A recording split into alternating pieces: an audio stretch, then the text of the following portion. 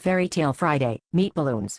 Once upon a time, there was an angry ice cream man named Dave, who hated many things: people who paid with pennies, the song that his truck played, but most of all, he hated children.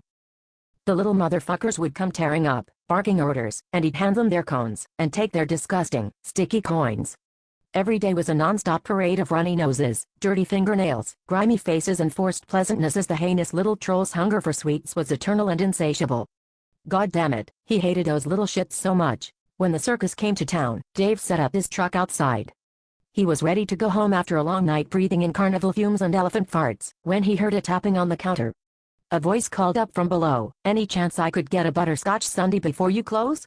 Butterscotch makes me so happy I forget about my corns." Dave looked down to see not a sniveling, hyperactive little miserable sack of shit, but a midget in a bowler hat and a red bow tie. Midgets were pleasing to him, with their weird little cocktail frank fingers and squeaky voices, so he made a sundae, and handed it down. "On the house," he said. "Because you have done me this kindness," said the midget, "I bestow upon you the midget's blessing. May satisfaction always be within your reach."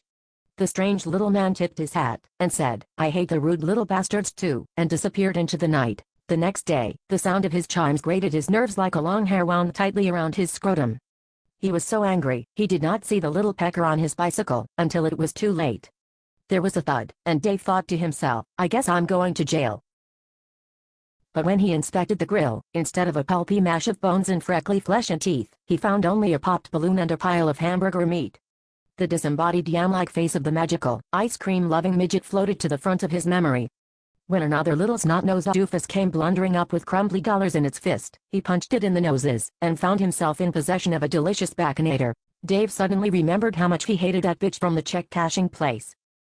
And his next-door neighbor, who walked around half-naked in her backyard, but acted all scandalized when he looked, and his ex-wife. And her new boyfriend, the fucking ski instructor. Baconators, all of them. No consequences, ever, no bullshit from anyone, and no more sticky quarters. Total satisfaction W is never more than a midget's arm spin away. He lived happily ever after. The end. Happy Friday.